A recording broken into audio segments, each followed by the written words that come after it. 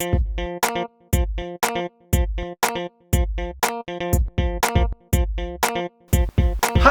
I'm Even Steven. Yeah, you might recognize me from the show You're the Best. Unfortunately, this isn't that show. But to hear that? It's another show. It's called 10 by 10. Alright, here we are with 10 by 10 with the first act. Hit it. In 2012, after 38 years, New Jersey's Six Flags Great Adventure closed its drive-through Wild Safari feature to the public. But for the 38 years leading up to that, Jersey people like myself could hop in their Toyota Camry and drive their own way through the wild plains of Jackson Township, New Jersey. And this safari didn't have Jersey animals like possums or rats or things that eat trash. We're kind of known for things that eat trash. It had real-life wild African animals like elephants and rhinos and giraffes and lions. It was pretty cool. It closed after 38 years, but I only went to it once in the early 2000s, and I never went back again after that. I was a high school freshman, and Bill, a high school senior, and a few of his guy friends invited me and a few freshman girls to go along with them for the day to Six Flags Great Adventure. And we were super excited. My girlfriends and I were just planning to giggle and be cute and have fun and go on roller coasters with the senior boys and scream and laugh and just have a good time. It was shaping up to be a really big day for us. So we get in Bill's car early in the morning and we drive the hour to Six Flags Great Adventure. And when we first get there, there's two choices you can make. You can go to this parking lot in front of the theme park where you see big roller coasters beyond it, and it's already filling up pretty fast early in the morning. Or we can choose to go the other way to the Wild Safari. And we decided we wanted to go to the safari first when the animals were still fresh and awake and excited to see people that day. So we drive Bill's car over toward the Wild Safari, and it looks really magical, like in the movie Jurassic Park. There's this big wooden gate in front of us, and it opens magically in front of us, and you almost hear that "Welcome to Jurassic Park" while you drive up to it. And you can tune in your radio station to a local station that narrates your journey while you're going through the safari. So we drive inside, and it's a 2-lane paved road, and the radio station is narrating what we see, and there's these neat water fixtures and plants that we imagine are from some far-off land. And when the radio station says, "Look to your right, there are rhinos," we look to our right, and there they are, rhinos, right there. And there's no fence between the road and the animals. There's a big fence around the safari, but again, this is a self-guided tour, and there are no staff members that seem to be in the area, no fencing, nothing keeping the rhinos or giraffes from coming right up to our car. And they do. You know, we drive through, and at one point a giraffe comes over and looks down in our moonroof to see if we have a tasty cake crimpet or a soft pretzel to feed it, and we don't, so the giraffe continues on. We see elephants and lions and all sorts of things. And after driving the very slow 4 miles all the way through the safari feature, we get to the ending and a choice. We can either go to the theme park now and go on roller coasters and have fun, or we can go through what appears to be the grand finale of the safari, which is the monkey exhibit. So we decide we want to see everything.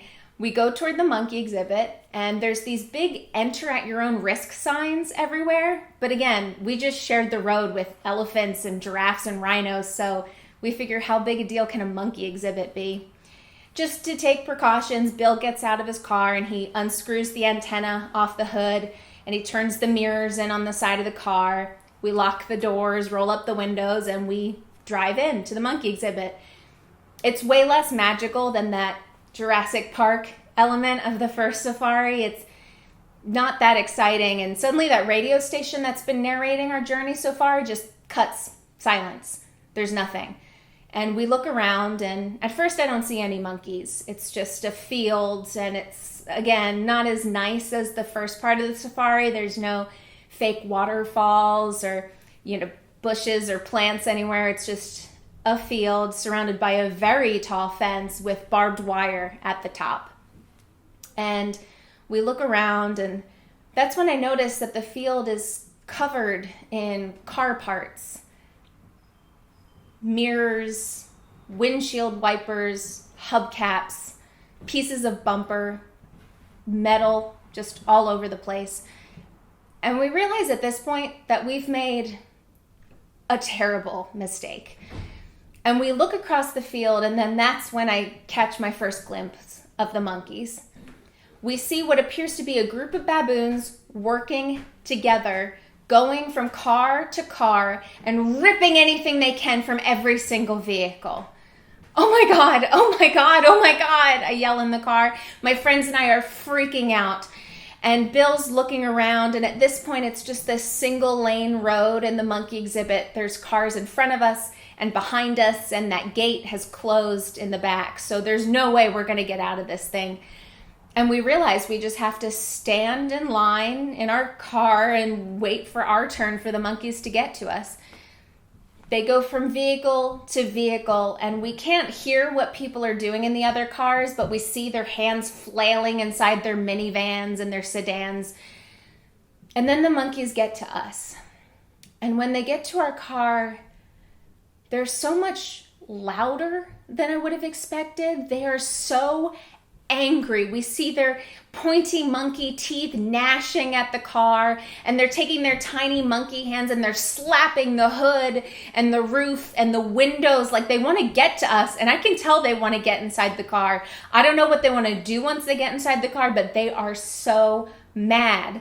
And they get on top of the moonroof and they're looking down through the window and they're slapping as hard as they can. And myself and the other freshman girls are in the back seat on the floor cowering and yelling, "Oh my God, oh my God, oh my God." And the boys are in the front seat and they're screaming too, "Oh my God." And the monkeys are looking to see what it is that they can take. And then they finally find the piece of car they want from us. You know those little black nubs that are in the hood of the car that squirts the windshield wiper fluid out? The monkeys take their pointy monkey teeth and they bite those black nubs off the hood of the car, and then they spit them out onto the field next to the car. And that's when Bill, the driver, has had enough and he yells, "That's it!" And even though there's really nowhere we can go, he hits the gas enough that we jerk forward, and it scares the monkeys, and they're holding on with their little monkey hands as they slide off the back of the car. And then they give up and they go to the minivan behind us. And again, we can't hear anything that's happening, but we can see that inside is a terrorized New Jersey family flailing their arms and freaking out while the monkeys try and take pieces of their car. We drive out of the safari and we park in the parking lot by the theme park, and we get out to assess the damage. Bill looks at the hood of his car, seeing the missing nubs, and says, "I don't even know what those are called or where you'll buy those." And we look at the rest of the car and the paint job, and there's just these teeny tiny little handprints all over from where the monkeys were trying to hold on while we'd hit the gas. "Ugh, I just washed my car yesterday. This sucks," Bill says. And then we go in the theme park and we go on roller coasters and we scream and yell, and it's nothing like the screaming we'd done that morning. I lived in New Jersey for 25 years, and I never thought that the way I'd die there was from a baboon attack, but that day was the closest I ever got to death in New Jersey. And I understand why they closed that safari in 2012 after all those years. If I learned anything, it's that the monkeys are angry, they are organized, and they're waiting for any excuse to mess each and every one of you up. My name's Julia Lechner. Thanks so much for having me on the show. Hello, this is Ted Russell Kamp. It is a pleasure to be a part of the virtual 10 by 10. I want to thank Jeff for inviting me on board. I've had a great time being a part of the symposium and playing up in Santa Clarita. I live in Los Angeles, so it's great to be part of the family. I'm going to start out with a song called Paid by the Mile.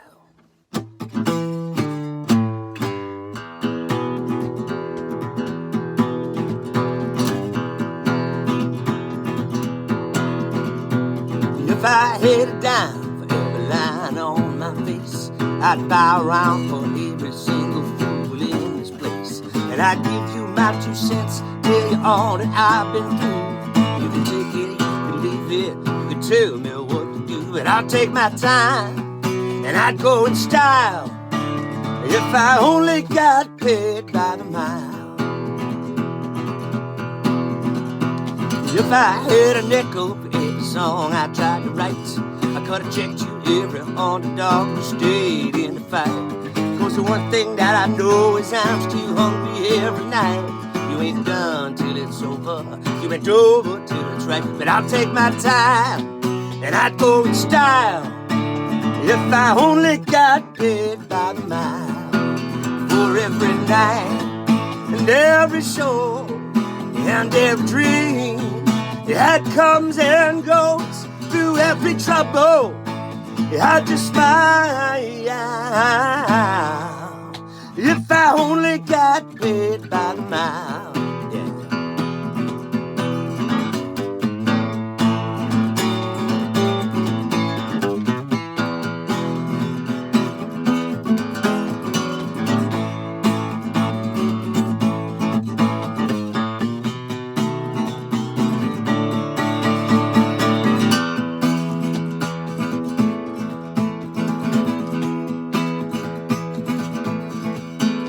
If I had a silver dollar for every palm I had to grease, each fool I met, each drop of sweat, each missing was a piece, I'd give it to the working man who's living day to day.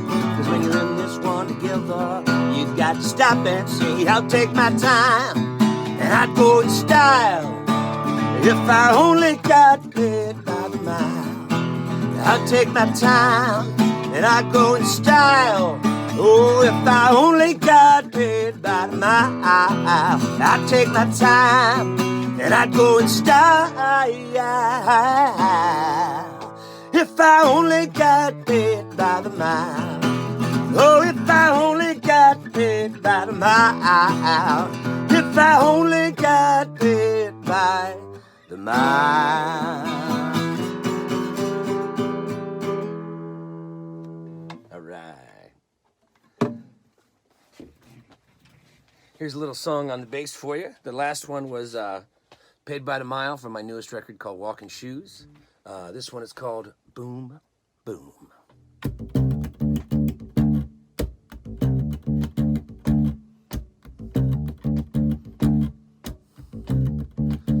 You got my heart, you got my soul, you got my body till I grow old. You got me swimming around and around. And I'm going up, I'm going in, I'm going down. So come a little bit closer, I'm gonna give you the goods. I said whatever you wish for, you know it's understood. Cause I am yours now, and yours alone. Hang up your coat, hang up your cash, hang up the phone. Boom, boom, boom, boom. Boom, boom, boom, boom. Just me and you, the things that we do. Boom, boom, boom, boom. Said a little bit closer, I'm gonna give you the goods. I said whatever you wish for, you know it's understood. Cause I am yours now, and yours alone. Hang up your coat, hang up your cash, hang up the phone. Boom, boom, boom, boom. Boom, boom, boom, boom. Just me and you, the things that we do. Boom, boom, boom, boom. Boom, boom, boom, boom. Boom, boom, boom, boom. Just me and you, the things we do. Boom, boom, boom, boom. Come on.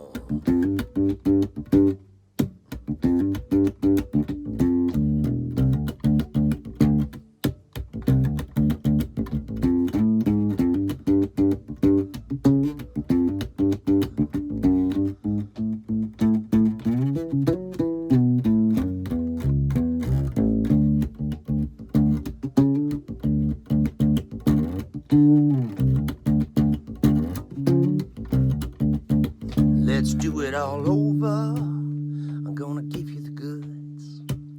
I said whatever you wish for, you know it's understood.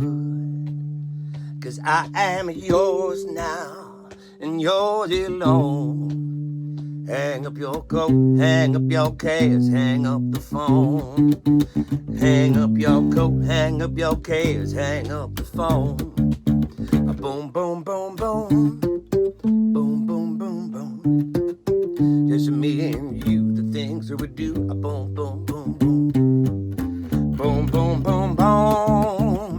Boom, boom, boom, boom. Just me and you, the things we do a boom, boom, boom, boom. Just me and you, the things we do a boom, boom, boom, boom. Just me and you, the things we'll do boom, boom, boom, boom. Yeah. So I figured the best way to do a virtual 10 by 10 is 3 short songs on 3 different instruments. This is an older one of mine. I do a lot of touring around the United States, and I go to Texas a lot. There's enough roots music that even though I'm not, I wouldn't necessarily consider myself country, there's a lot of country leaning. So here's an old school folk country blues for you. It's called The Ballad of That Guy.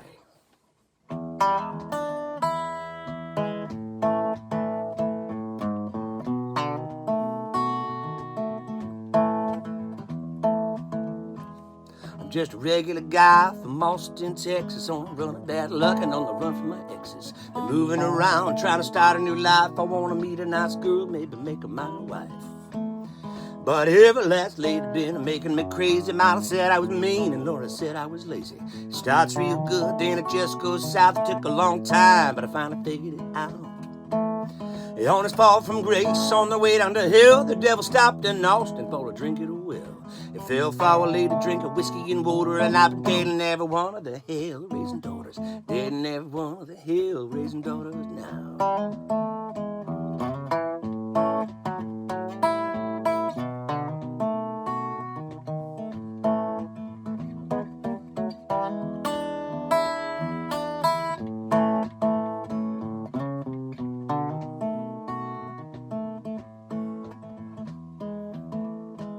Said I was 22, living in Corpus Christi. She was hell on wheels and her name was Misty. She stayed out late and always looked real nice. I guess to have a good time, you gotta pay the price. I met Paula back when I was a cable guy. She started messing around when the well went dry. Thought I'd been to every home in the hill country, but she was going door to door even more than me. The honest fall from grace on the way down the hill. The devil stopped in Austin for a drink at a well. It fell for a lady drinking whiskey and water, and I've been dating every one of the hell-raising daughters now. Every one of the hell-raising daughters now.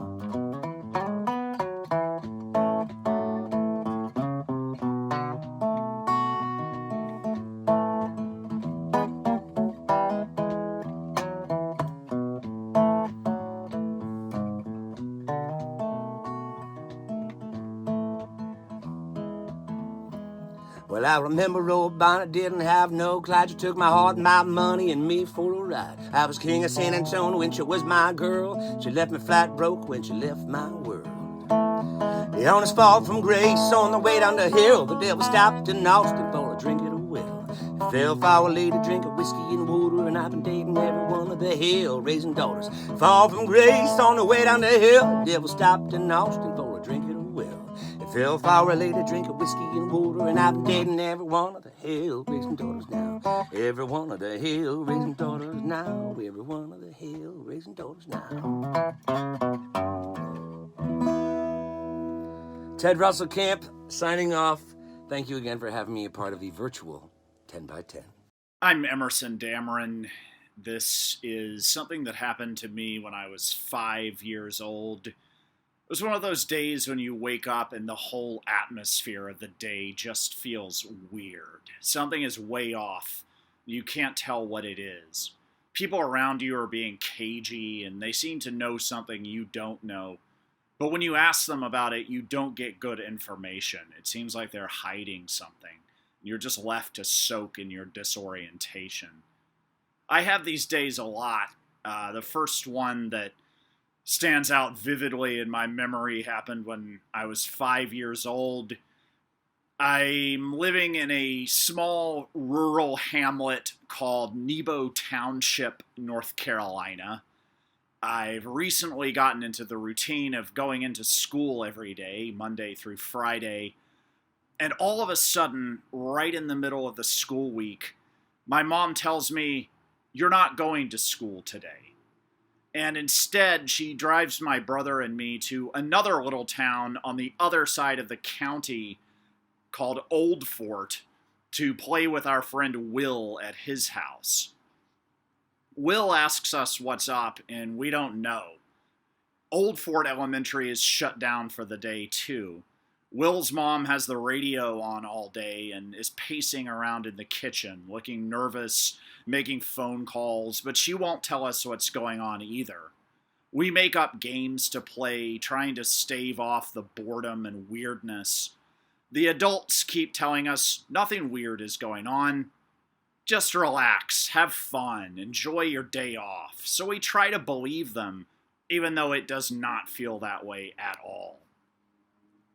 The next day, we're all back in school. My teacher tells me we were out yesterday because there were some escaped convicts running around loose in Nebo Township, and the whole town had to be evacuated while the police hunted for them. In honor of this, I took a cardboard stencil of Pooh Bear, traced it with a crayon, and drew some black and white stripes on it, so it was wearing a convict's uniform. This is one of my first big creative breakthroughs. You can see he's got lines on him. I didn't really grasp the concept of coloring every other line to make them look like stripes. I just did the whole thing. But this is how my classic character, Convict Pooh, was created. Only years later did I start piecing together what really happened that day.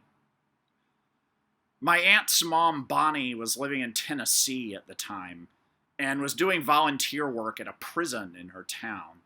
She struck up a relationship with a prisoner named Freeman, which turned out to be an unfortunate name.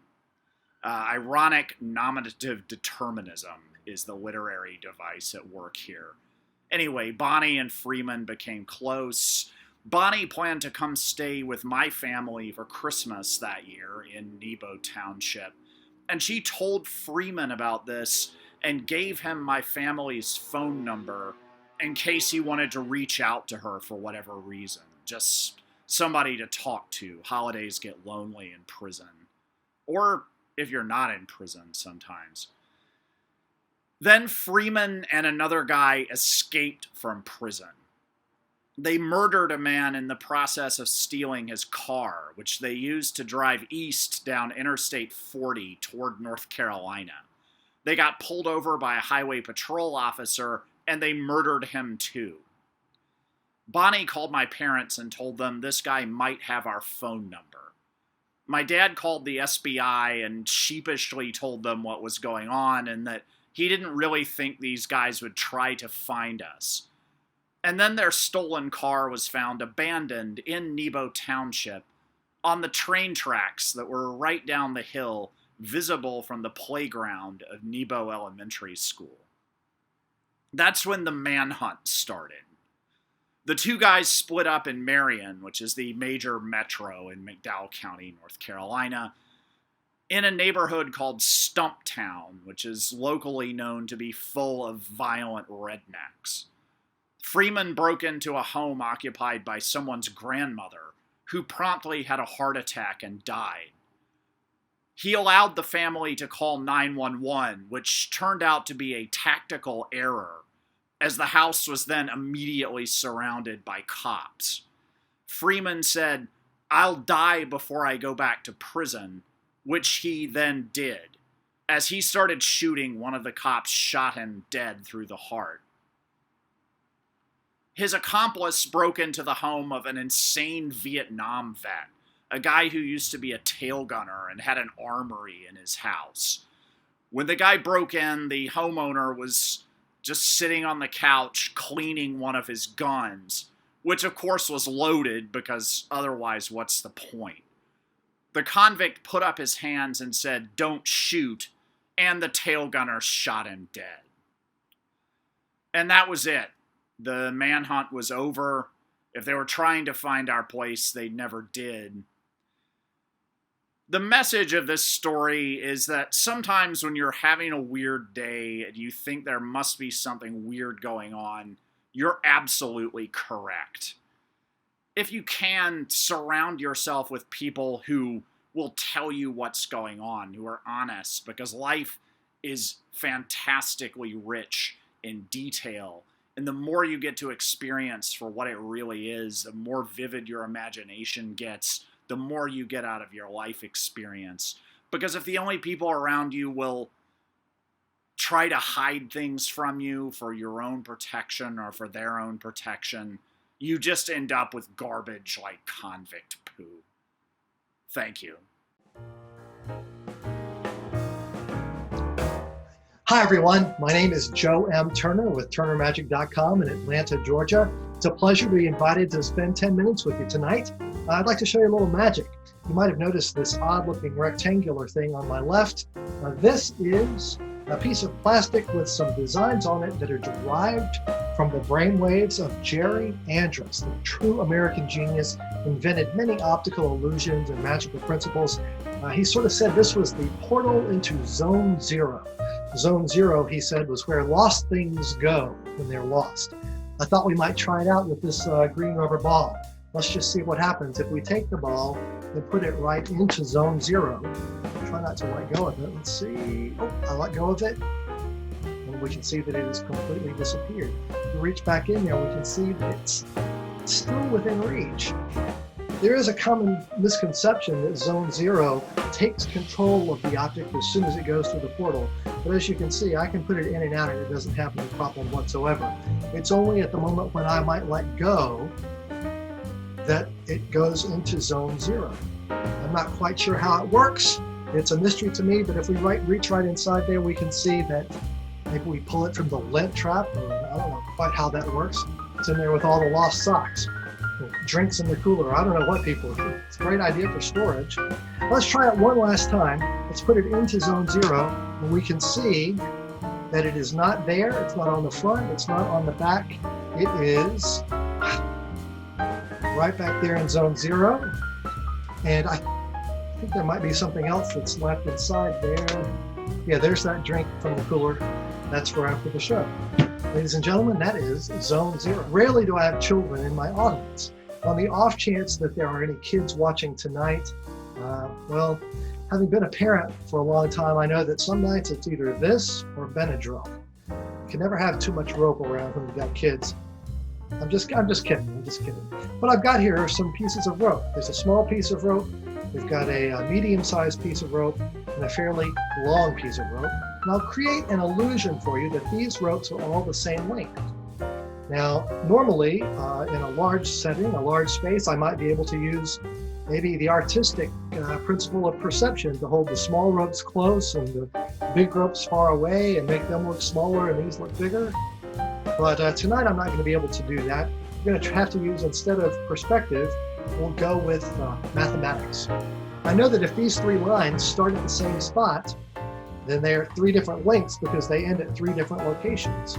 But if I make them start at the same place and end at the same place, then logically, I should assume that they are the same length, which they appear to be close to it.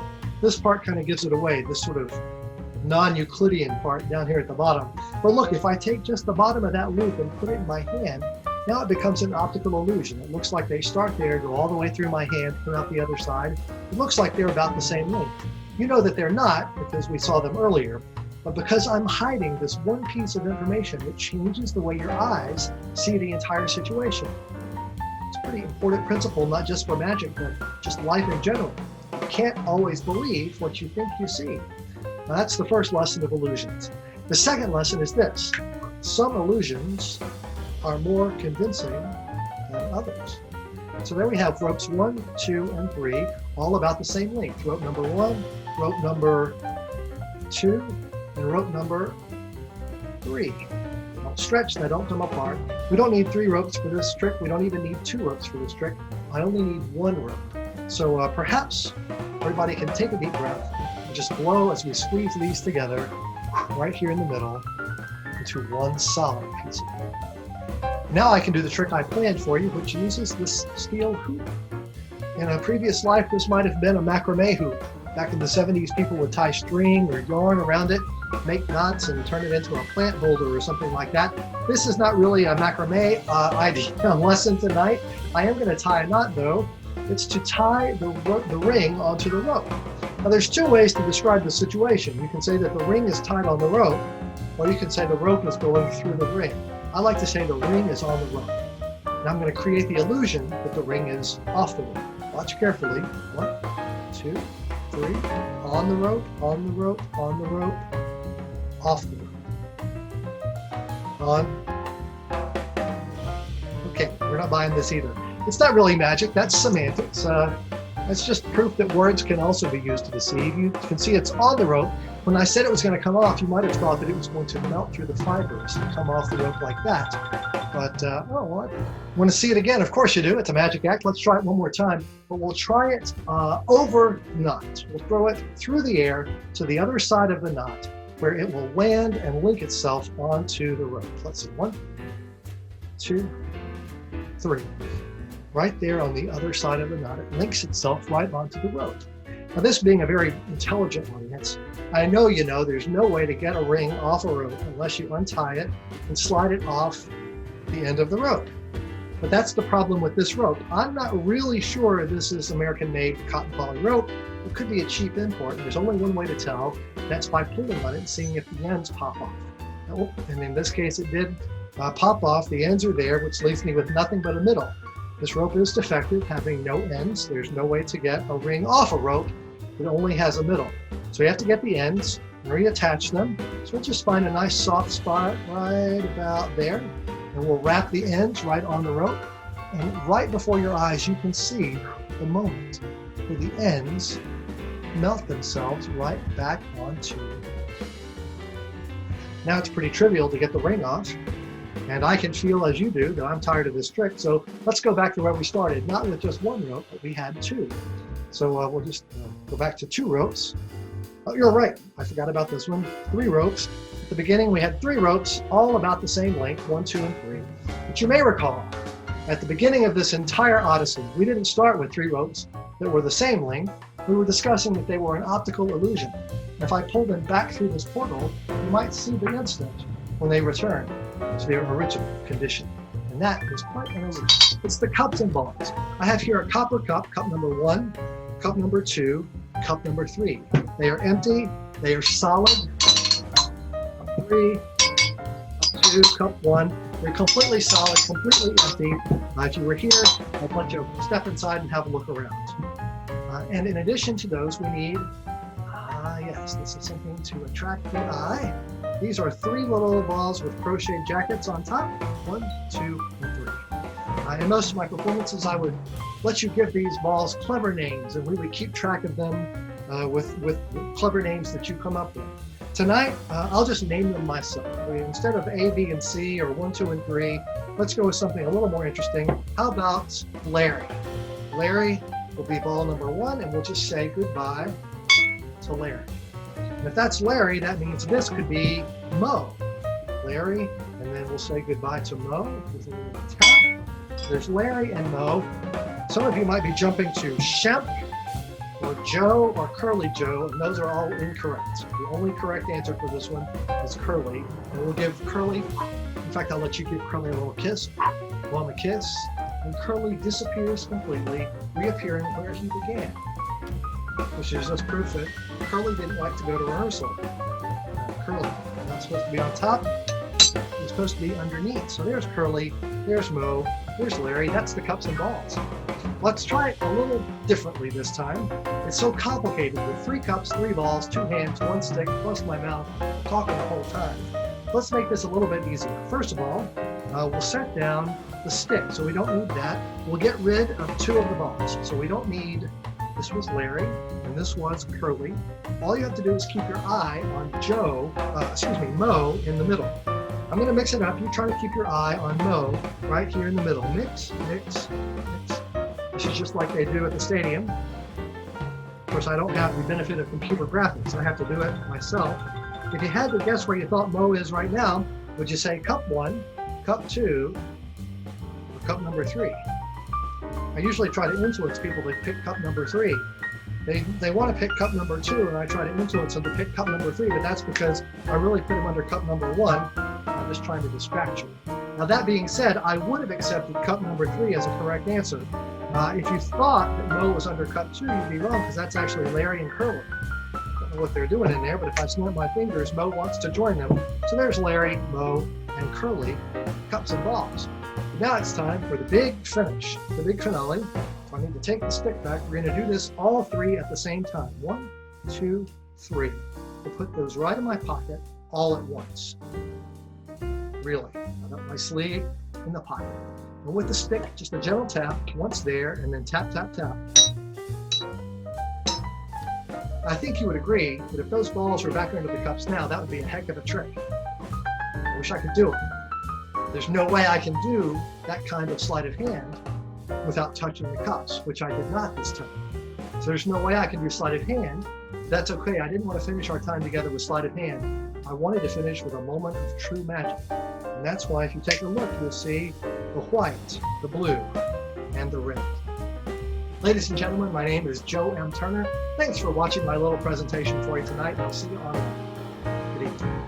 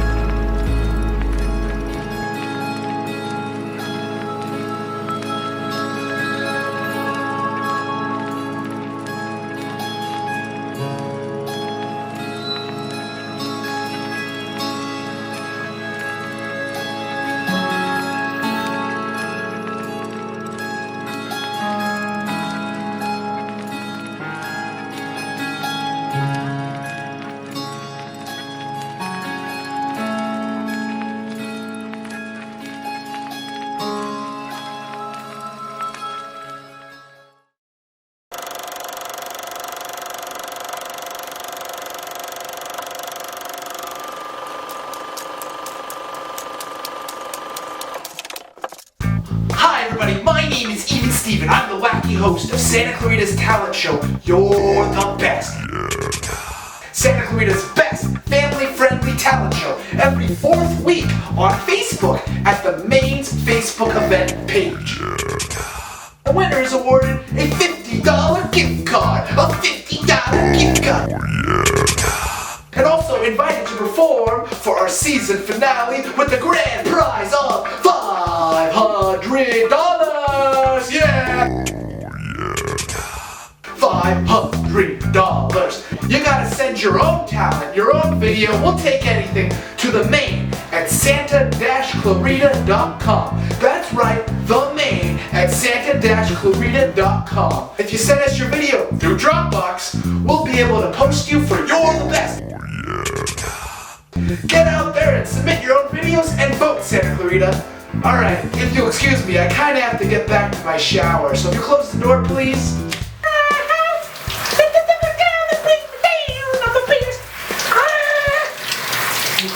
Next up on 10 by 10, our house band, Grid. Take it away, guys. Sort of starts, I suppose, with Jelly Roll Morton. And I don't know if you know about Mr. Jelly Roll Morton, but he wrote some songs that had, wrote and performed songs that had wildly inappropriate lyrics. And old Jelly Roll, he was primarily a pianist. And upon one time he was asked, why are the lyrics to your songs so questionable? And he replied that I play the piano, as if that were an answer. I suppose that Mr. Morton had some questions about perhaps the masculinity of playing the piano. I don't know. I think piano's a fine instrument. And leading into the second part of the story, I started playing the accordion when I was about 26. Can't blame nobody for it except myself. First choice was the hurdy-gurdy, except hurdy-gurdies are a little out of my price range in my mid-20s. Second choice was tuba. Turns out I'm asthmatic. So, of course, the choice falls upon the accordion. And when I started playing the accordion, I set to learning learning songs about bad men and bad times, bad activities, drinking, smoking, gambling, shooting, robbing, outlaw songs. I believe that Mr. Beck once called them badass songs. I liked that terminology, badass songs. But one day my mother, she comes to me and she says, how come all the songs that you sing on the accordion, I mean, any parent should be grateful that their child is playing the accordion, right? I mean, the accordion, cultural instrument. And she came and said, how come all the songs that you play have to do with shooting and gambling and drinking and, hot rodding and those activities? And I said, Mom, remembering Mr. Jelly Roll Morton's response, I said, Mom, I play the accordion. She didn't think that was very funny, but I did continue on my path. So imagine her chagrin when I come to her one day and I tell her that, Ma, I wrote a song. And she's, of course, happy. She says, oh, you wrote a song on the accordion. Perhaps he won't be singing about those things anymore. And I said, it's about the devil. She was not happy. And to make matters worse, it's a song about the devil based upon a story that she was actually fond of telling. My mother, God-fearing woman that she was very fond of telling this tale of growing up in the northern Keweenaw Peninsula of Michigan and coming across the Portage Canal Bridge one night. And high on the hill up above the bridge was the Shell gas station with its giant red and yellow neon sign. And the S was burned out. So if you crossed the bridge and went up the hill, you were headed to, I guessed it, hell. And that story stuck with me as a child and eventually came out on the accordion. And, she was happy that I was listening when I was young, but she was also a little bit dismayed that my choice was to frame it the way I did. So here's a tune about racing the devil. It's called Coop Devil. And if we learn one thing from the Louvin brothers, we learn that Satan is real. And if you drive the highways and byways of this great nation long enough, you will eventually learn that that's definitely true. And the old Scratch, he drives a long, low Cadillac. And it can pass everything except a gas station.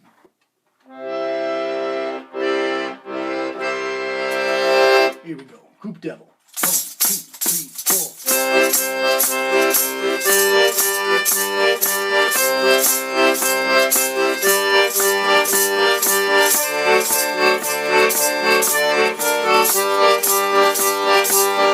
gas, midnight drive, in the sun we put along the ride. 61 Caddy, purring sweet, tinted windows, hidden walls inside.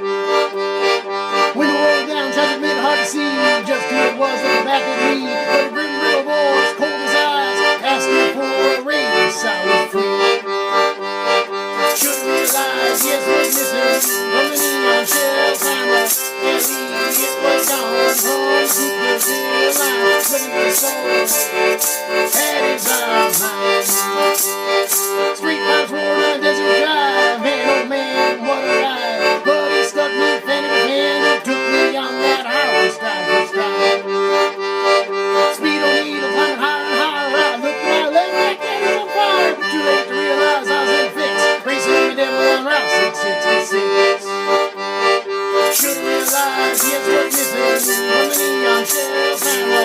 LED, it was down home, Cooper's line. Looking for soul, had his eyes mine. Sweat pouring down, stinging my eyes. Douse on my mirror, rolling stick eyes. Eyes getting shut down, midnight rage by the master of life. And suddenly he fell behind, and in this race we came last. That old devil was pretty damn fast, but then he ran out of gas. Hallelujah! Should have realized, yes, what's missing from the neon shell camera. LED, it was gone home, Cooper's line. Looking for soul, had his eyes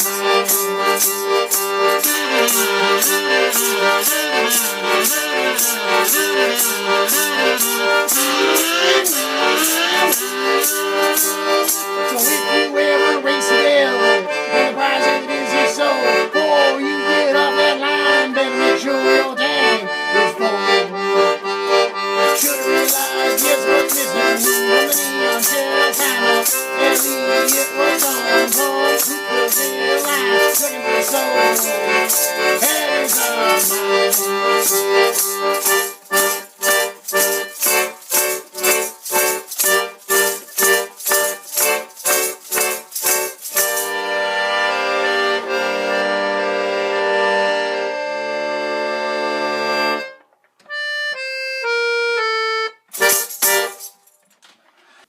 Now some more 10x10 Variety Night Squeeze Box trivia.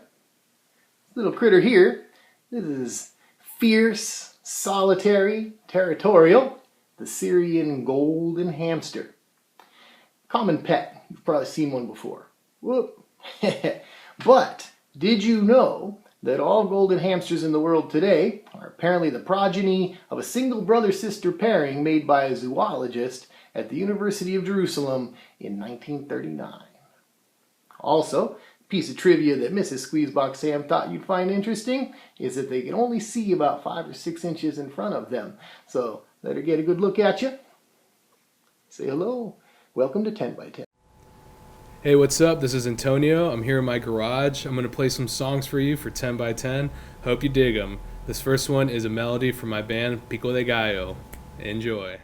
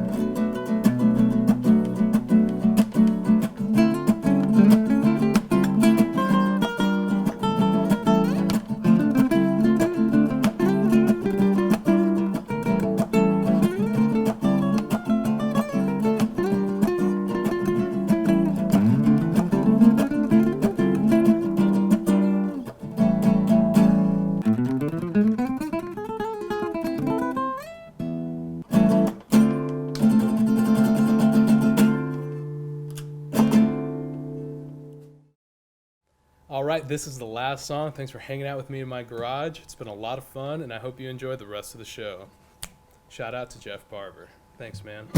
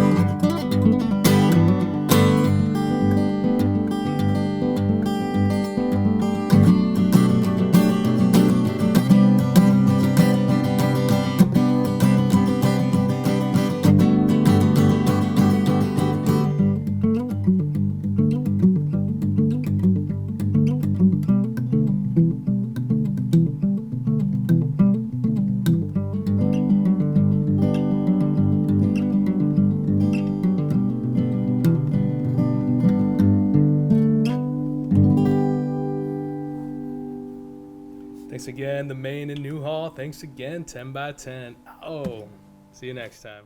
So I recently picked up a new part-time gig, really just a way to make some extra money. And it's really laid back. Most of my coworkers are like me. They have other full-time jobs and they're pursuing their art. And I have one coworker though, Judith. It's her full-time job. And she takes it very seriously. She works like 12-hour shifts and eats lunch at her desk. She's supposed to take 2 days off a week, but she still comes in. She's been there 25 years in the same position. And she only has one other friend at work named Kim. And Kim is the opposite of Judith. Kim calls out of work all the time. She's always sick. She always has something to complain about. She will do anything not to work. So she's constantly coming over to talk to us about Judith. She's not even really a good friend. And she let me know that Judith has had this dream for years. And Kim's always saying like, oh, poor Judith. If she could only make her dream happen. She's only had one dream all these years. Now, I knew that Judith had never taken a true vacation in 25 years, so I'm thinking this has got to be good. Like, I bet she wants to go to Paris or Machu Picchu, the Galapagos Islands. It's got to be a big dream. But then Kim informed me that Judith's dream that she has talked about for years was to visit the wizarding world of Harry Potter.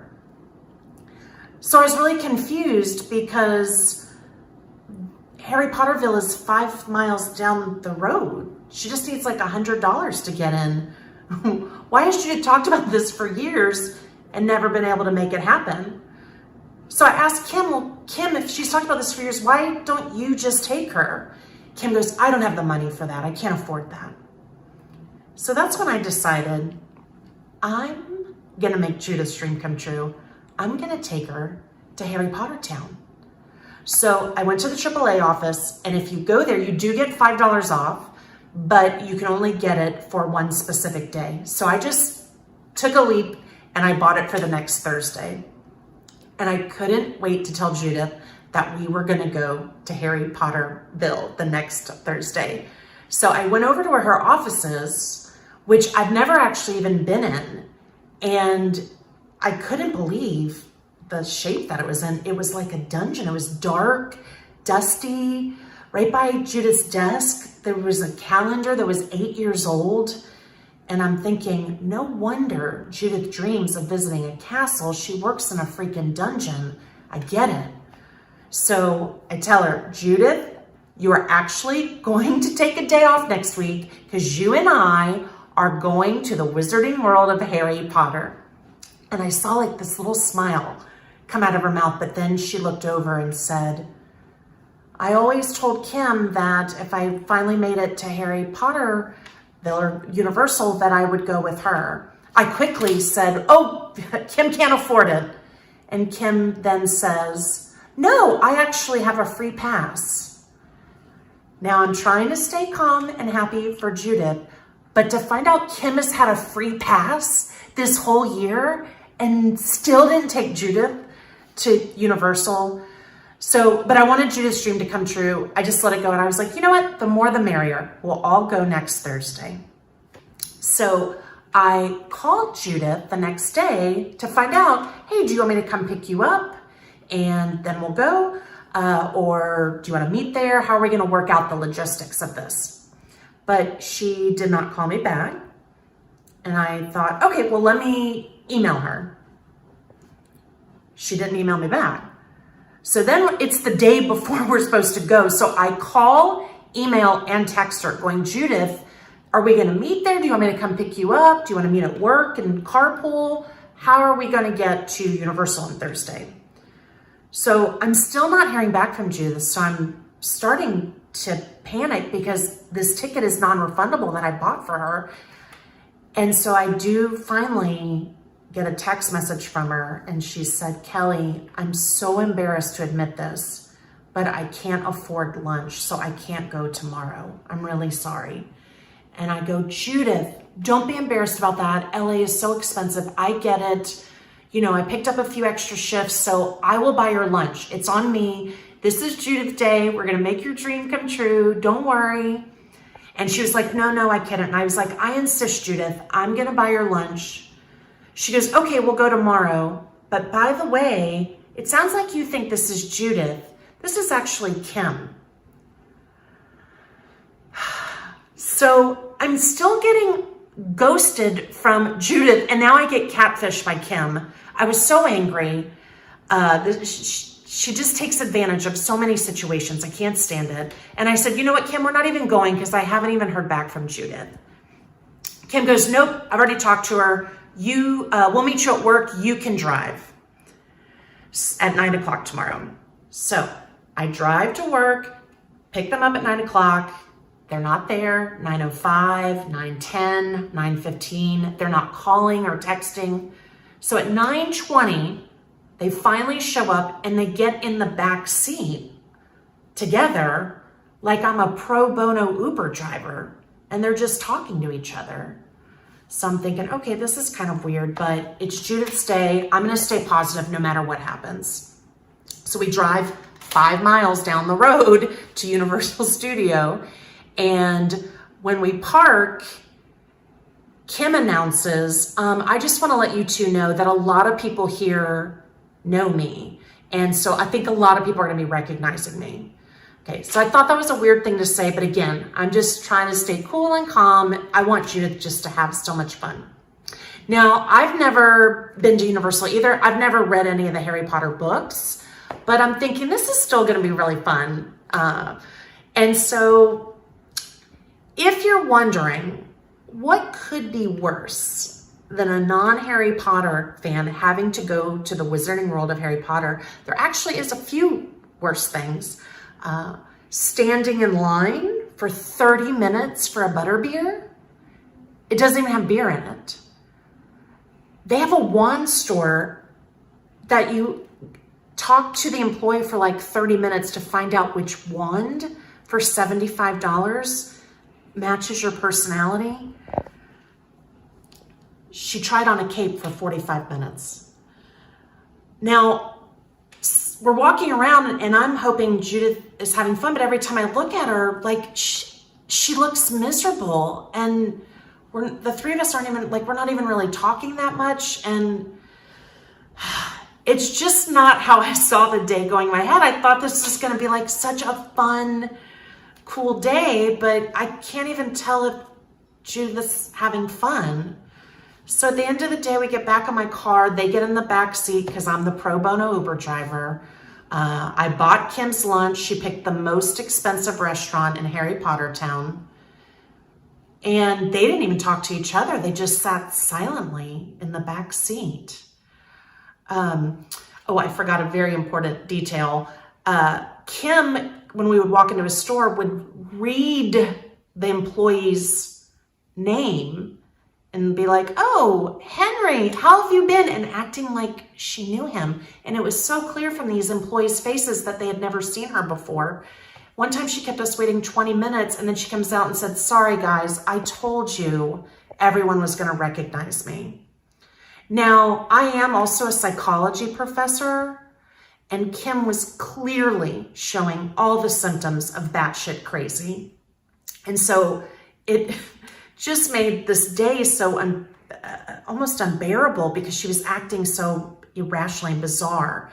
So when they sat silently in the back seat the whole time on the drive home, it just felt like the whole day was a disaster. She didn't even thank me for buying the ticket. And so they got out of the car, and that's when I realized, I'm a dream chaser. I left a very good job in Atlanta, Georgia, to move to LA to pursue my dreams. And I just assumed if you had a dream, you're going to chase it. You're going to do whatever you can to make it happen. But I realized maybe Judith never had any intention of actually chasing the dream. Maybe some people are truly just dreamers. And maybe for Judith, just having that dream in the distance is what kept the light on in her dungeon. And I took that away from her. Maybe Kim was the better friend to Judith than I was. I hate to admit that, but maybe she realized Judith never had any intention of making this dream come true. And I just felt terrible that I took that away from Judith. I thought I was helping her, improving her life, bringing some fun to her life. So the CEO on the next day at work comes to me and goes, "Kelly, I really need to talk to you." And she hadn't done that before, so I was a little nervous. And she actually pulled out her phone. She was like, "I want to show you something." And it was a picture of Judith wearing a Harry Potter scarf that I guess she had tried on at the park, and she's grinning from ear to ear. And the CEO, with tears in her eyes, said, "I have never seen Judith this happy in years. Thank you for making this happen." So I got it. We need to follow our dreams. It worked. It worked out. I'm the better friend than Kim. Hey there, this is Carlos Reynosa, and I hope you're keeping safe and sane out there.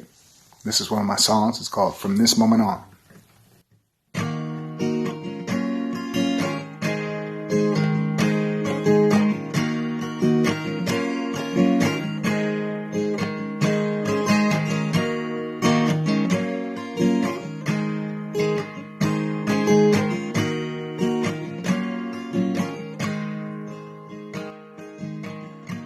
Our lives have changed from this moment on. Our lives will never be the same from this moment on. And we will cry, and we will cry. We will cry.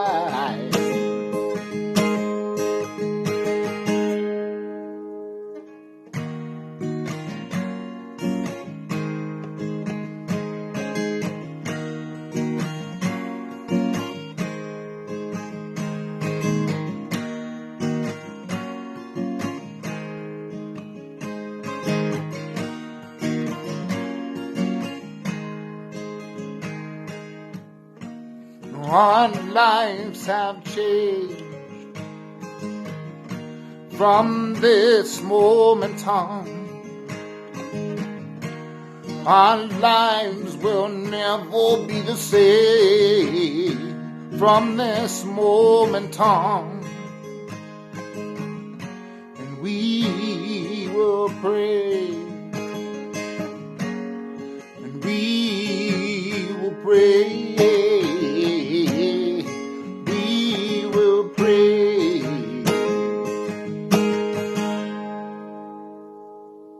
Now that she's gone,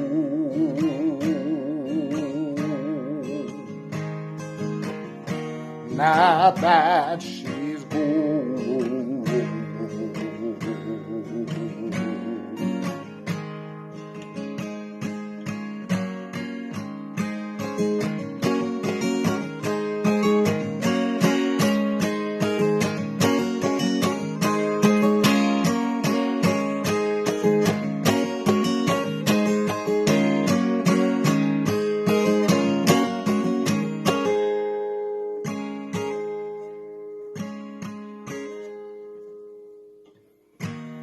our lives have changed from this moment on. Our lives will never be the same from this moment on. From this moment on.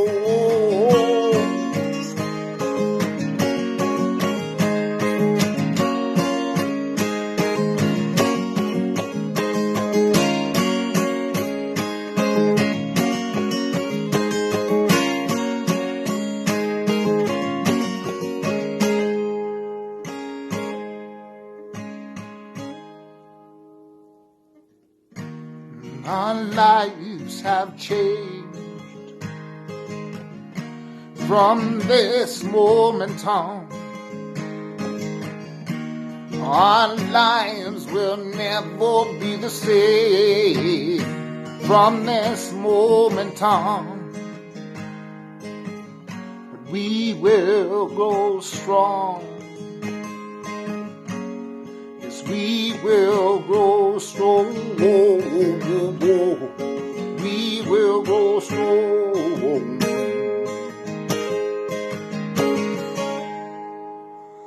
Now that she's gone.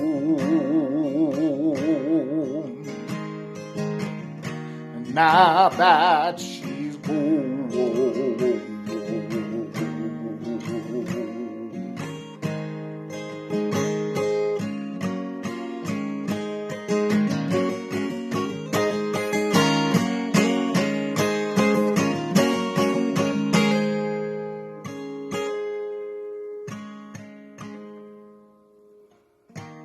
Our lives have changed from this moment on. Our lives will never be the same from this moment on. From this moment on.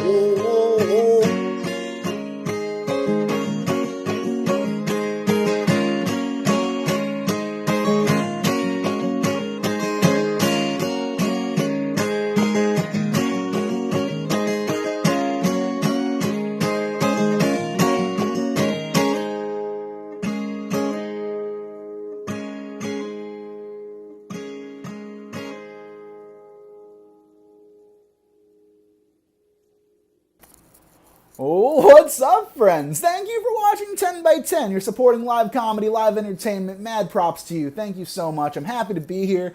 My name's Erik Escobar. I live in LA, and I don't know about you, but Los Angeles, we just started getting some looting. I don't know if any looting is happening where you live, but it's very scary, very scary. Last night, someone got shot right outside my apartment. And I was freaking out because it was the first time I've ever used a gun, all right? Very scary. Absolutely horrible. But no, I don't like guns. Guns freak me out. When I was 16, I went hunting and I tried to shoot a rabbit. I felt so bad because I accidentally hit the magician. And that was the worst birthday party I've ever been to. Absolutely horrible. But yeah, I hope your quarantine's been going good. For me, I've been doing nothing but just ordering like delivery and takeout like every day. It's horrible. Like I've amassed this drawer just full of like plastic forks and knives now. And they're all different. Like some plastic forks and knives cut through things really easily. Others, you can barely finish the circumcision. All right, very difficult. But it's been cool. I've been quarantined with my girlfriend. She's wonderful.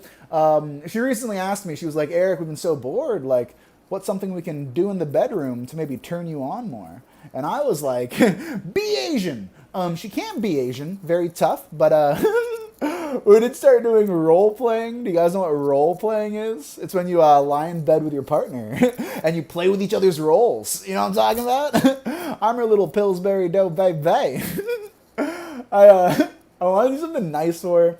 So the other day I went out and I bought her some lingerie. And she got so mad. She was like, "Eric, why would you still go out and shop at Goodwill?" You know what I mean? Talk about a second hand. Am I right? But she is great. She's wonderful. She hates the way I dress. She really hates the way I dress. I wear cargo shorts and cargo pants all the time. All the time. And it's great. You can keep everything in cargo shorts. You know what I mean? Phone, keys, wallet, virginity. Everything can be kept in cargo shorts. I love them. But a little bit about her. She's actually Puerto Rican, Italian, and angry all the time. That's what her makeup is. And it's weird. My last ex was Filipino. So it's really weird because every time we go out and we see, someone who's Filipino, she's always like, "Eric, you want to hook up with them too?"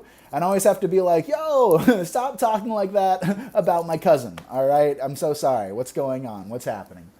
But I don't typically live with my girlfriend. I typically actually have some horrible roommates. Like right now, make some noise at your screen. Clap it up if you've ever had a horrible roommate.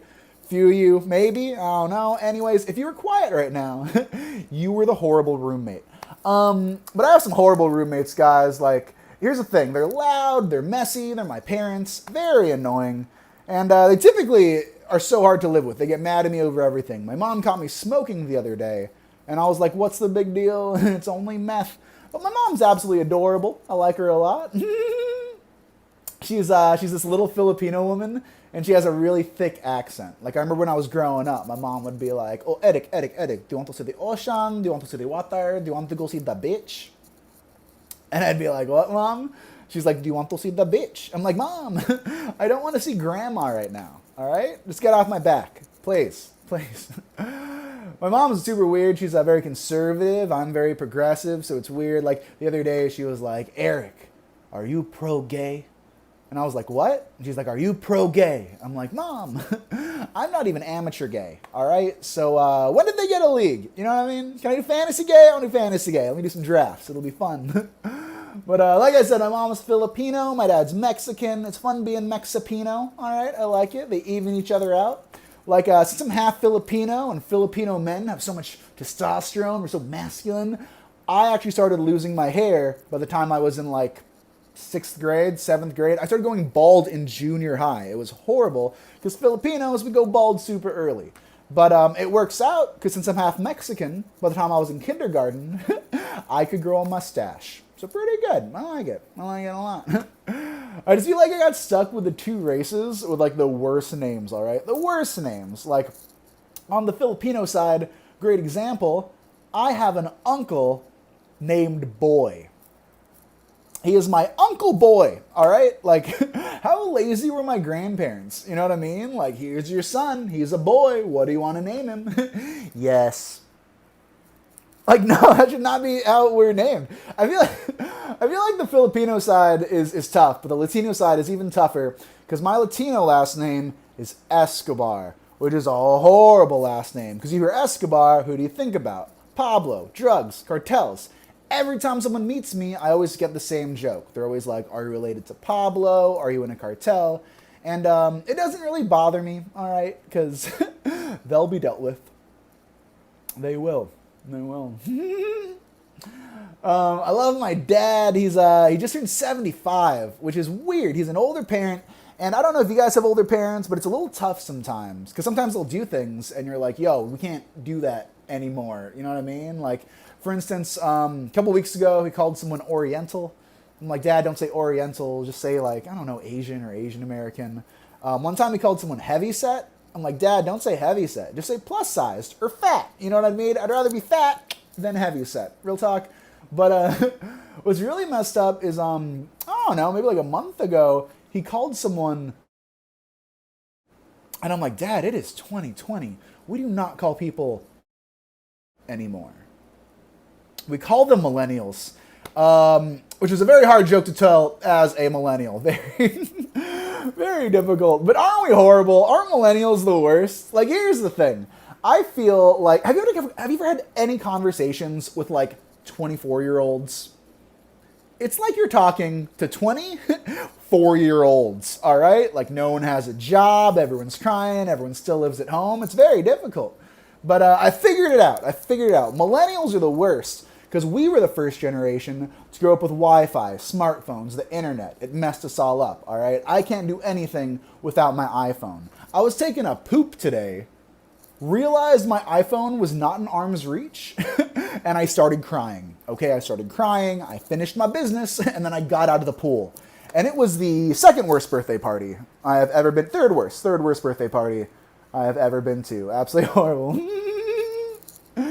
I'm trying to be a better adult, though. I just started doing Blue Apron. You guys know what Blue Apron is? It's great. They send you a box full of like food, ingredients, and recipes every week, and then you burn everything and order a pizza. It really is absolutely delicious. I love it a lot. You guys actually may have seen me on some stuff. You may have seen me on like Last Comic Standing or Comedy Central or Craigslist, and it's crazy.